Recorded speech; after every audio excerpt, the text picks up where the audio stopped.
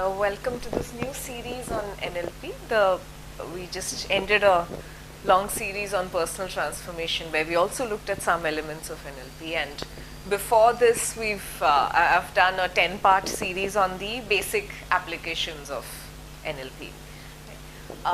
Just as a primary introduction, NLP stands for Neuro-Linguistic Programming, and the purpose of this new series is to explore what's emerging in what they call the new code NLP.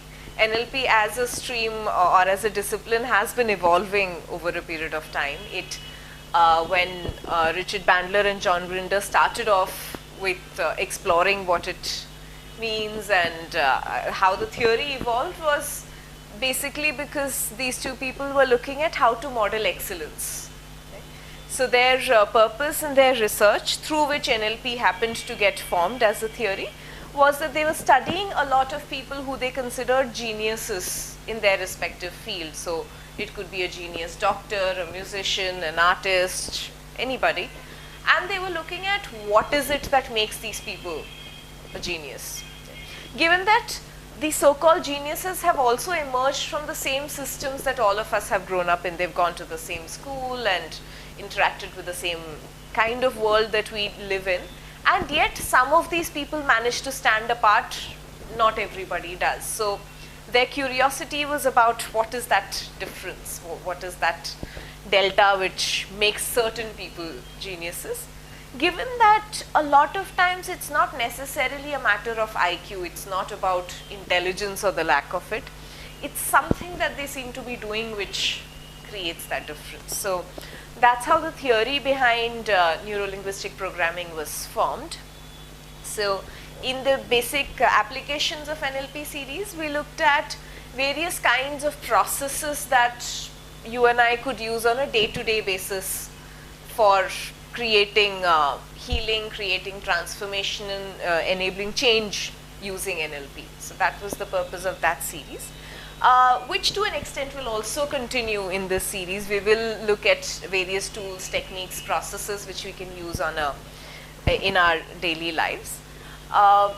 Advanced NLP or new code NLP, as it's emerging, is adding to the work that was originally done by Richard Bandler and John Grinder. A lot of other people have contributed to the new theory that's emerging. And it's also marrying a lot of other disciplines into NLP. So that's where it gets very interesting to look at what's emerging here. So today is going to be a very short, simple talk. We'll be looking at something really core to NLP as a process, which is the idea of process-content distinction. It's absolutely no rocket science. It's a very primary distinction that we're trying to make.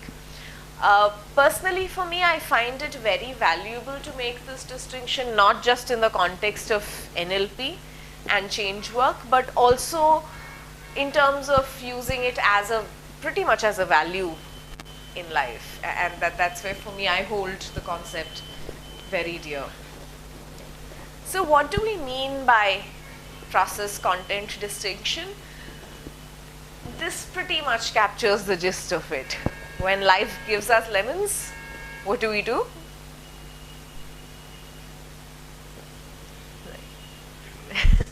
Yes, traditionally the old adage goes that when life gives you lemon, you make lemonade, and some people of course take it forward to say, okay, open a lemonade stall, or a lot of other creative options that we see emerging here, right from squeezing it into somebody else's eyes, to adding alcohol to it, to doing nothing about it, or selling the lemons back, right? So you've got make soap out of it, yeah, right?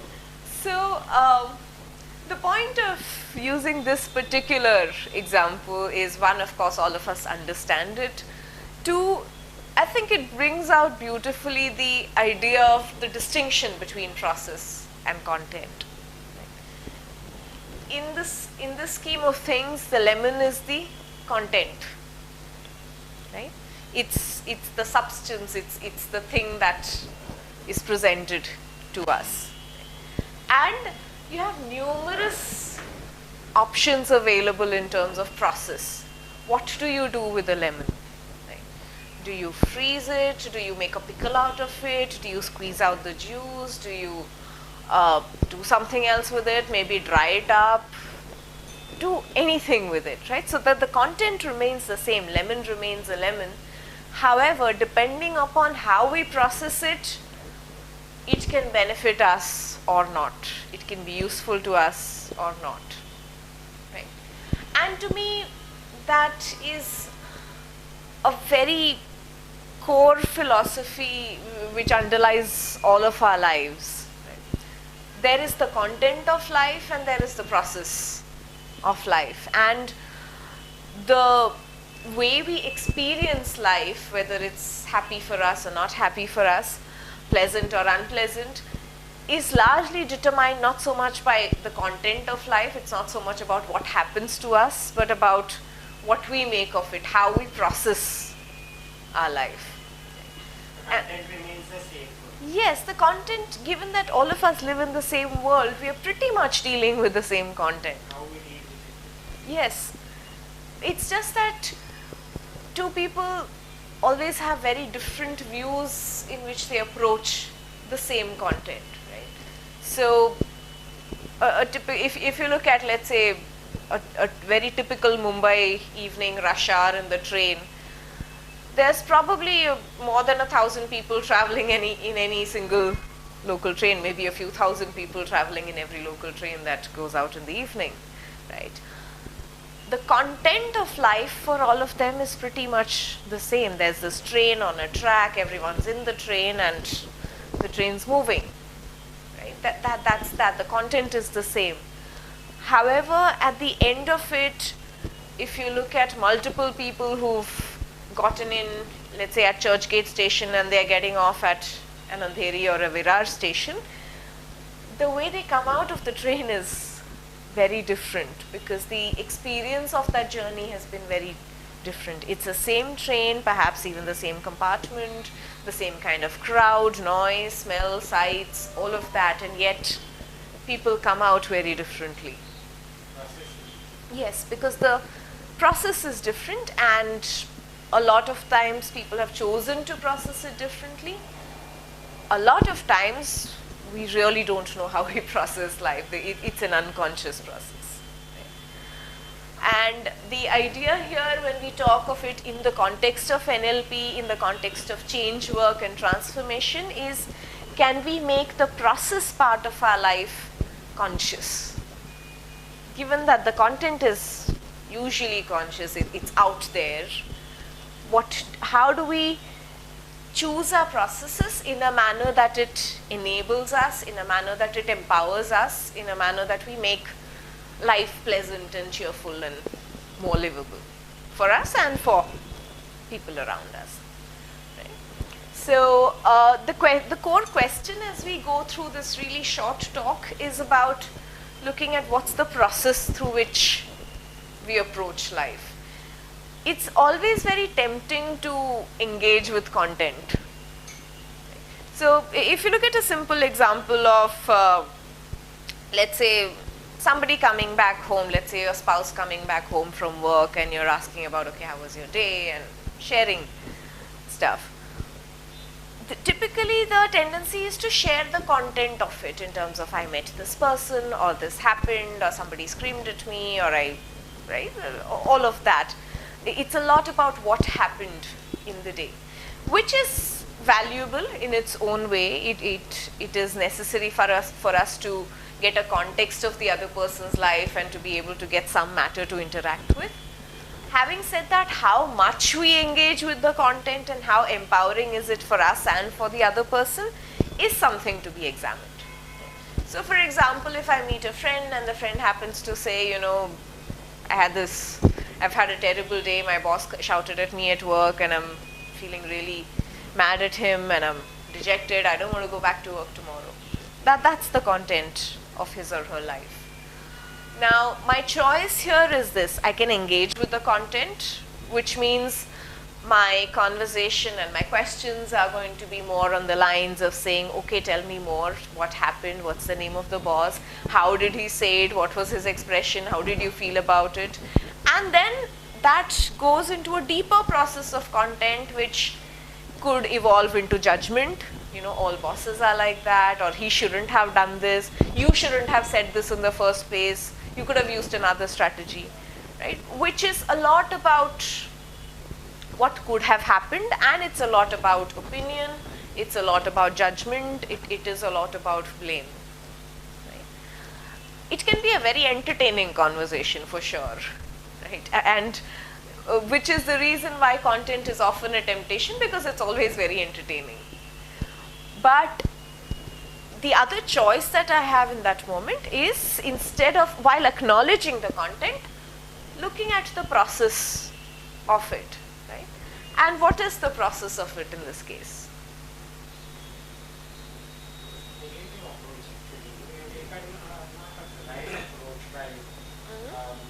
Taking the subject further, you said it was he had some complaints, and you made it you took it in the further. Yes. Place. Yeah. Sometimes the person just wants a listening ear. Yeah. Yes. The person may like or may not like. We try to change the person. Yeah. We don't know what he is doing or she is doing to. Or she just want a base where she can express herself. Yes. And she is not fighting. Maybe you can be that base. Can be you. Yes. So one, of course, the content, we often share the content of our lives with people around us, because one, we need a listening ear, as you say, we just need a safe space where we could simply express. Having said that, and if somebody happens to engage deeper at the content level, sometimes I might also go along with it, because I don't know how else to engage. I am mired in the content, I am deeply into it, and therefore I don't know how to disengage. Yes? Yeah, sometimes what happens, some person finds clarity by talking. Yes. To others. Yeah. Right? For some person it works. Yes. And that clarity often is found if I'm able to come to a moment of disengagement with the content. Right? So I'm able to, so if I'm the one complaining about my boss and how he behaved with me today, I'm likely to find clarity about what went wrong if I'm able to look at it from a third person's point of view and disengage and say, okay, here's what I could have done differently, or here's where he misunderstood me, or here's how the work was genuinely wrong, maybe. Right? But for that, supporting her, you are taking a witness like trying to see the things from yes, yeah. So the idea of engaging with process instead of content, and here we're not necessarily berating content, we're not saying content of life is bad. All we are saying is it may be more helpful to engage with process than it is to engage with content. Yeah? Sometimes what happens, some person,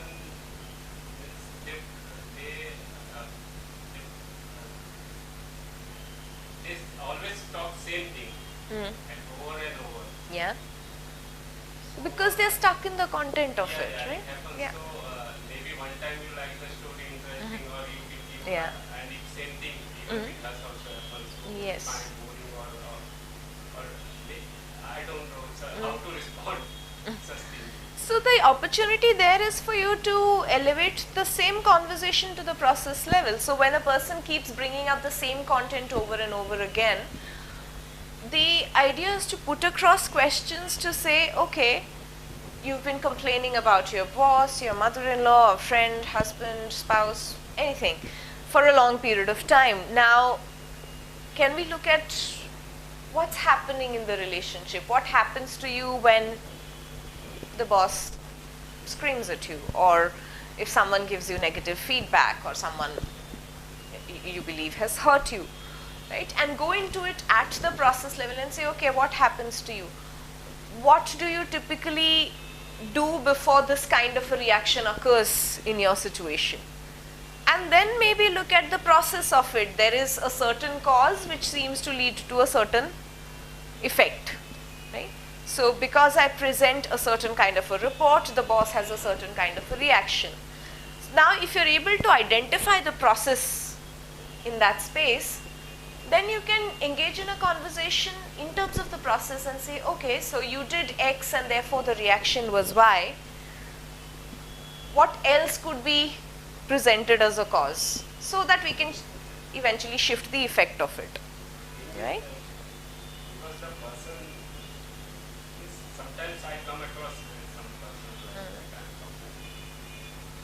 He talks same thing to many people, and many people suggest as per their experience or Yeah. or what can help, but that help is not helping the person, Yeah. because again and again he is, as you told, might be stuck or Yeah, see, it's also a vicious loop, right? So, for example, if he you've might be been, getting some maybe some solace or something. a lot of times people believe they're getting some kind of solace out of, they're getting attention certainly by reviewing the same thing over and over again. But that's where the vicious loop of content is. So, for example, if you keep coming to me with the same issue over and over again, one, you're stuck with your content. Two, because I've experienced you talking about it earlier, I'm stuck with the content of my judgment saying, he's going to come and talk to me about the same thing again, right? So you are in your content loop. I'm adding my content loop into it saying, here he goes, he's going to start again and talk about the same thing. And so while you're stuck in your dejection or your disappointment or whatever is it that you're experiencing in your content, I am also stuck in my judgment. And in the process, we're feeding each other, right? Yeah, and it's not helping either of us because you're feeling stuck. Maybe you superficially feel you're gaining attention, but there's nothing useful that you've gained out of the interaction, even if you manage to tell me what you want to tell me. I have not added any value in the interaction because all I've done is judged you internally, even as I pretend to listen, right? And either way, none of us goes back feeling enriched in the conversation, right? And a lot of our conversation loops are like this, where someone comes in with content, we respond with our own content, and that's where that is. There's nothing real. It happens that everyone wants to talk very quickly, but not to listen. If someone comes and complains, you want to say what is there in your mind, and that is what generally happens. Yeah, but in the process, what are we listening with? You have to change the pain which the person has come to you. Yeah. That has to be reduced. Yeah, so it's not so much about change as much as saying, can I offer something of value in this situation, Yes. right? Something that The would intention benefit may the not be person to change.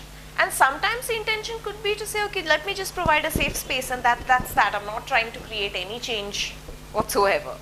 Right? But can I create the safety of the space where the process can also emerge for the person? It doesn't have to come through me. It could just emerge for the person simply because the space exists for it to emerge. Right? Yes? So jumping into action, how to find that our judgment is right or wrong? So one clue, I mean, and again, there's really no one answer to this. One clue that often helps me is if I realize that I have a judgment around the person or the situation, then I'm probably in the content space. So usually what I attempt to do, I move beyond that and look at what is happening. Right? Is there maybe a cause and relationship, cause and effect relationship that I can probably look at? Can I look at it the way maybe a camera in a room would look at it? Absolutely neutrally. Just look at the facts and say, okay, this person interacted with this one, this was the outcome, somebody said this. Can I just look at it like a lifeless camera would look at it without my emotion in place? Usually that tends to help me come out of the judgment loop there. Yeah. So we're speaking about the idea of distinguishing between process and content, which is a core principle in all kinds of work around neuro-linguistic programming. So we're on part 1 of a series on NLP. This technique is mostly used by the counselors. They try to let the counseling find the solution by Yes. themselves rather Yeah. than imposing something on them. Yeah. They really try that the solution comes from the Yes, so but the idea of counseling or therapy in any form is to hold space for process to emerge. And sometimes it's slow, sometimes it's fast, depending on how deeply the client is mired in the content and how much is the payoff for the content at the end of the day. There is always a payoff, which is why we choose to stick to the content of our lives. Right? This process, certainly it's a human process, so anyone in any context can benefit from it. So, as we said, the lemons in our lives, the content of our world is very similar for a lot of us. I wouldn't say all of us, some of us live in very different contexts, but eventually we're living in one world. But yeah, how we process the content of our life determines how our life experience seems to be. Right? So that's the core of what I have to share with you today. So just to put it together, what we mean by content is the what of our life. What happened to me, who said something to me, who did what to me, right?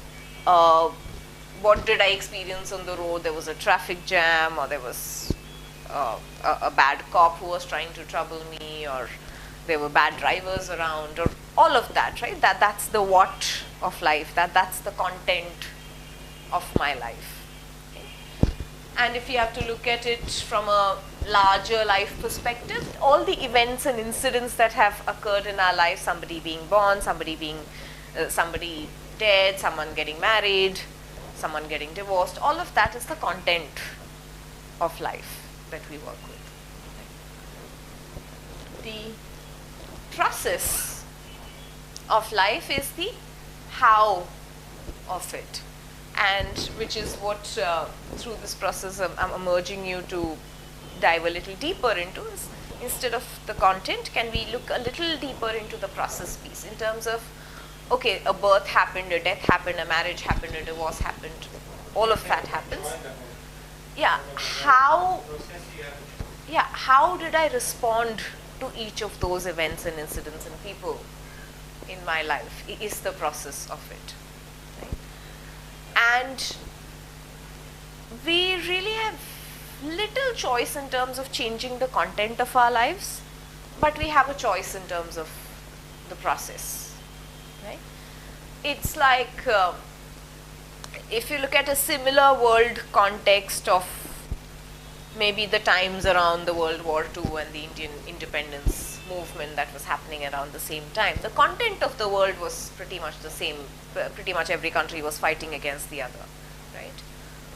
The process through which certain people chose to respond determined what their experience was and also the experience of people around them was. Right?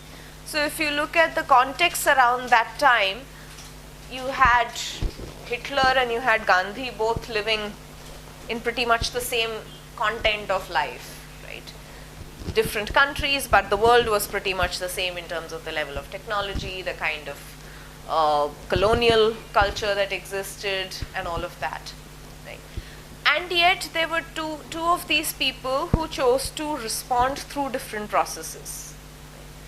One said, because the content of life is such, I have to respond with genocide. I have to kill people so that I correct my situation. In the process, creating more content, because he generated more stories, people fought back, right? There's a loop that ends up evolving there. Gandhi, on the other hand, decided to evolve a process and said, okay, here is the content of life, I'm not happy with it, I'm not happy about the fact that I live in a British colony and I'm being ruled by people and all of that. Let me rise above that and evolve a process, right? And he looked at the process and said, okay, what's happening in terms of the whole idea of freedom and independence? One party is fighting against the other, in the process people are getting killed, no one seems to be benefiting. Right?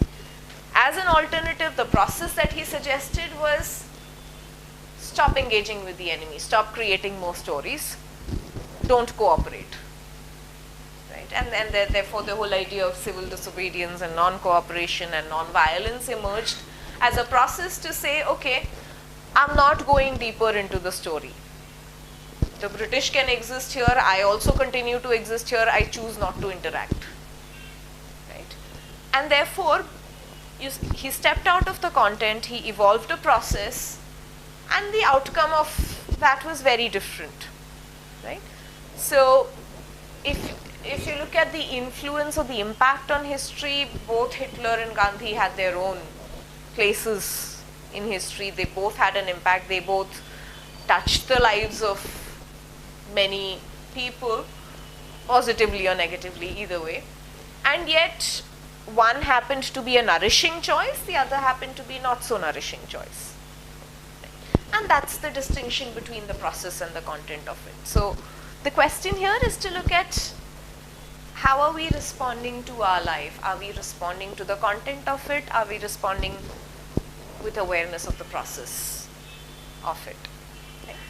So, at this stage, of course, when we speak of it as process content distinction as a philosophy, as a value, yes, it sounds a little intangible, but I do find it useful to imbibe it beyond an NLP process, also to imbibe it simply as a life philosophy, as an approach to life, because it's quite empowering to look at the nourishment that process can give as against the depletion that content can sometimes bring in. So, for example, let's go with something very basic like, yeah. So, let's say irritation with traffic, right? If you're driving or you've got to travel on the road for a long time to get to wherever you get to. There is the content of life. The content of life is that there is traffic. There's very little you can do about it, right? And people honk and the roads are bad and all of that. Now, my choice is to get mired into the content of it. Possibilities are, I may think about it day in and day out. Every morning when I get up and I have to go to some place, I get tired at the thought of having to go to that place because I think of traffic and the noise and the pollution and all of that. Chances also are that if I happen to feel very impacted by the content of it, I may choose to do something about it also, right? Which means I feel very impacted and angry about the fact that there's all this noise and pollution and crowd, and therefore I will probably start a movement to start carpooling or maybe plant more trees or do something about it because I'm impacted by the content of it. But both the possibilities equally exist. One can be a nourishing choice, one can be not so nourishing choice. Now, if I were to come at the situation very consciously from a process angle and detach from the content of it, right, then I would look at it like the way a camera on the road would look at traffic. Right? Traffic is passing by, the camera is there, it's not complaining about dust or noise or anything, it's just there. Right? Now, what can emerge out of the process of it is, I realize, okay, these are the patterns in terms of traffic. Right? There is a possibility that if I take another route, maybe I will feel a little less enervated, maybe I'll be a little less stuck, and therefore instead of maybe taking the road, I can look at taking a train at a certain time so that I'm not stuck in the crowd, but at the same time I get to a certain place in a reasonable amount of time. So I can start looking at alternatives. The other is I look at the process and say, okay, this is how the process is going to be. Getting from A to B is going to take that kind of time because the traffic is going to crawl.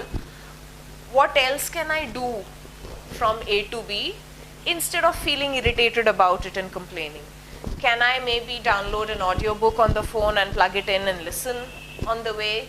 Can I maybe read a magazine along the way? Can I probably arrange to travel with a friend or a companion with whom I can finish a conversation while both of us get to a place we need to get to? Right? can I maybe do something else that's creative along the way? Maybe knit something or anything else that's doable in the context of a road where you're traveling.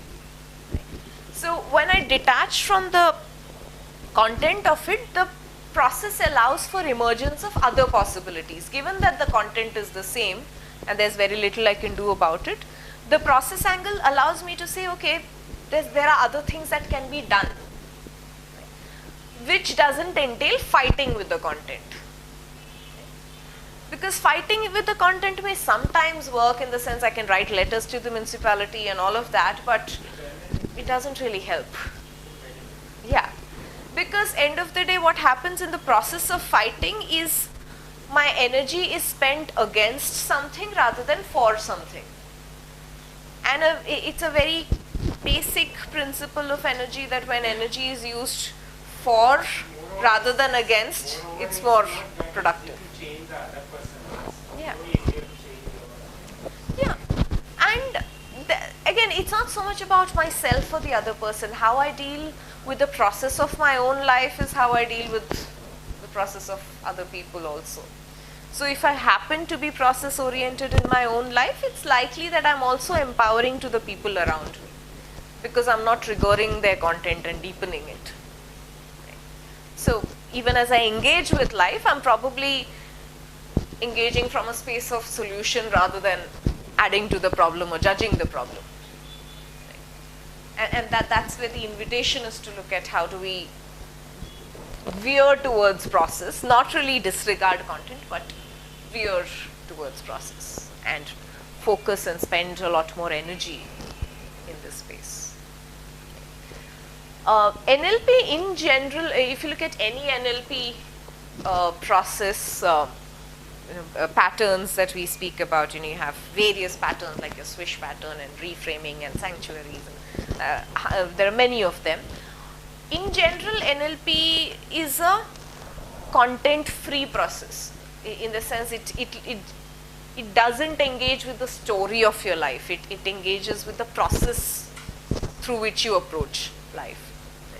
So, and a lot of other therapeutic processes which are based on NLP also are in a fair sense content-free, in the sense that if I'm working with you or if I'm working with myself to change something, I can tell myself the story of my life. I can talk about the content of it, but the engagement is not with the content of it. The engagement is with the process of it.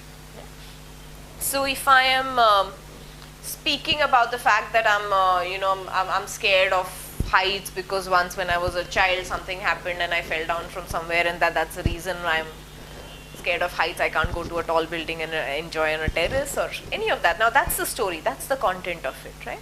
Now if I stick to the content of it, my therapist or if I'm healing myself, I'm likely to engage with what happened the first time I fell from a height, right? And the memory of course triggers a lot of other things and imagination, and I probably deepen the fear because the memory holds such a strong power over me. So the choice here is to move away from the content of it, the story that I keep telling myself and keep justifying that, because that happened when I was 3 years old, today when I'm 30 I'm still scared of heights. Right? I keep reinforcing the story. So the idea is to step into the process of it and say, there is a certain thing that happened when I was 3 and a certain process occurred there. Right? I happened to fall, maybe hurt myself. The process that happened in the background was that I made a meaning of a certain thing. There was an association that where I fell, it happened to be a place where there was height involved, and my mind happened to associate height with hurt, height with injury. Right? So there was a background process that happened. Now, does it necessarily mean every height equals to injury? It doesn't. Right? So once I'm able to point at the process of it and say that, okay, height doesn't always mean injury. I've probably flown on a plane which flies at 30,000 feet. I've not gotten injured, which means the equation is not really true. Why am I choosing to hold on to the content of it? when the equation doesn't really make sense, the process of it doesn't make sense. So then you start looking at ways in which you can drop the process. Can we, once that process is named, drop it and say height doesn't equal to injury and therefore move on. And then of course you can follow various tools and techniques to shift that equation around it, but that's where the power of the distinction lies. Unfortunately, a lot of times it's genuinely very entertaining to engage with the content of people's lives, which is why usually when somebody comes to us and says, I want to bitch about somebody or I want to gossip about someone, we engage with the person because Why is it so interesting? it's entertaining. Simple. It's like watching a tamasha. Yeah, it's dramatic, it's sentimental, and because I am not living it, it's kind of like watching a movie, right? So that's also back of the mind, you know कि हमारी situation इतनी खराब नहीं है. Yes, but in the so what happens is, if I'm listening to your sob story and thinking of, okay, my life is better off because it's not as bad as his, I'm really sitting here in judgment, right? I'm not helping you by listening because all I'm thinking about is, thank God, my life is not bad, his is okay, his is wherever it is. But how do I help you in the process? Sometimes also happens. Sometimes happens. You may not can't handle the situation or sometimes you get reflection. Yes, but the reflection happens because at some point you step out of the content of it. Right? Yeah. You step out of the story and say, okay, I've shared the story, I've lightened my heart. Now, what next? Many times what happens, no, that see what I mean to say, no, the other person I don't know who maybe have the problem, how much we help. Yes. Sometimes healing happens to us Yeah. because our capacity increases. Somewhat happens. Yeah. And sometimes I have seen one thing actually what happens when somebody fears, as you told, of anything, heights or anything, and you find somebody else who is more fearful. So your fear automatically drops. Yeah. So the choice here is to then also extend that process to somebody else and say, okay, because my fear is dropped, how do I share that with you? Yeah, that realization has to happen. Yeah. And it's strange. Sometimes we don't realize also that. Yeah. It happens. I have seen sometimes Yeah. people, they like the merry-go-round is there. Yeah. Some people very much fears. Yes. And what happens if two sit, the both fear person is sitting and one who is more fearful, the other person is quiet. Yeah. Because the other one is doing the work. Yes. Or I don't know what to say. No, which is why I said the content is not bad. I mean, the idea is not to pit one thing against the other, but the idea is to say there's more empowerment in this space than in this space. Yeah. Yes. Because, and the reason why that is so, the reason why process is very powerful, because it was something that was so subtle and so fundamental that it took just one shift of equation in my mind to really get over a very tangible fear of being able to go on a terrace of a high building and being able to enjoy myself. Right?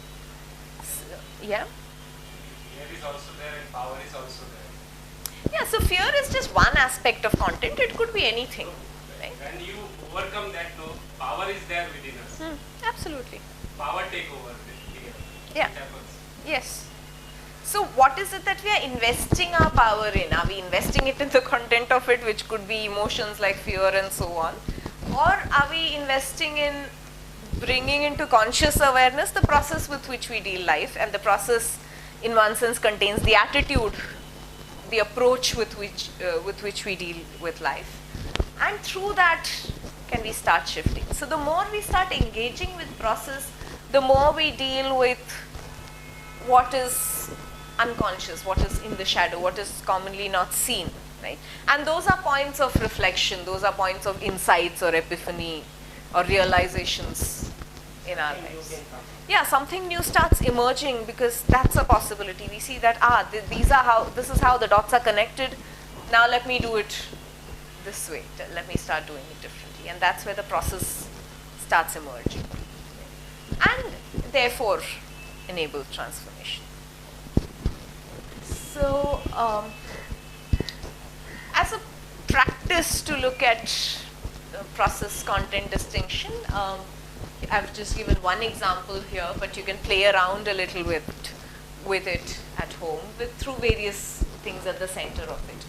So for example, if I were to throw in the thought of rain, okay, simple thing, rain, which all of us have experienced, and I ask you in this moment,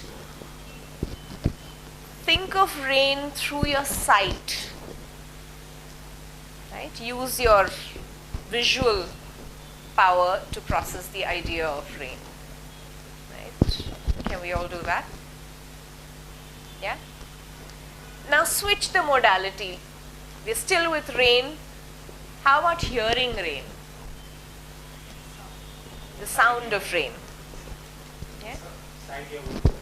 Yeah. Switching the sense into the sound of rain. Okay? And now how about moving into the smell of rain? Yeah? Move into the smell. What about the touch of it, the time that you had raindrops on you?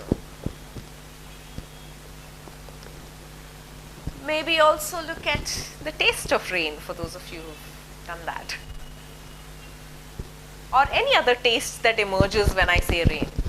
And the taste could very well be chai pakoda. Or one level deeper, how about the feeling of rain? What does it evoke emotionally? Now, here's a very simple example of how the content of rain is processed in so many different ways. Right? And a lot of times, depending on how we shift the process, the same content can become pleasant or not. Right? So for example, if I said rain, one of my visuals could have been floods in Mumbai. Right? And where things are stuck and there's drainage and sewer water and all of that, right? And it's not necessarily a very pleasant visual. And yet, if I happen to switch it to the feeling of rain, I could still be stuck with the same content of rain and yet feel happy about the fact that on that day of the flood, somebody offered me a lift and I was so grateful. Right? So the visual remains the same and yet gratitude emerges for the same flood because some stranger was kind enough to drop me home. Right? So the content of it doesn't shift. I can't change the fact that the flood happened and it was inconvenient and all of that. And yet, depending on how I choose to process it, the experience I live with becomes very different. So that's an experiment you can play around with to understand the process content distinction better. Look at it, instead of rain at the center, look at it from the perspective of critical incidents of your life, things which you believe are good, bad, ugly, traumatic sometimes. Look at certain people at the center of it. Look at certain experiences which were not so memories that were not so pleasant at the center of it. And look at, can you start processing it differently? Right? And a very simple way of shifting process is to shift the sensory organ through which you normally end up processing it. Most memories that we hold, and therefore most fears and phobias and limiting beliefs that we hold, tend to be processed by a certain default memory. So if I were to ask you to look back at a certain critical incident of your life, which could be, let's say, a wedding or a birth of a child or any of that, even a pleasant one, your default is going to go back to one particular aspect of memory. Some of you, depending on what your internal representation system is, some of you will see it, some of you will feel it in your body, some of you can probably hear the sounds of that day. Right? depending on what modality is active for you. If you need to shift anything about that particular memory to maybe get over something that was unpleasant, all you need to do is shift the modality. Right? So if by default you happen to see the scene of an accident and you find that very traumatic every time you remember it,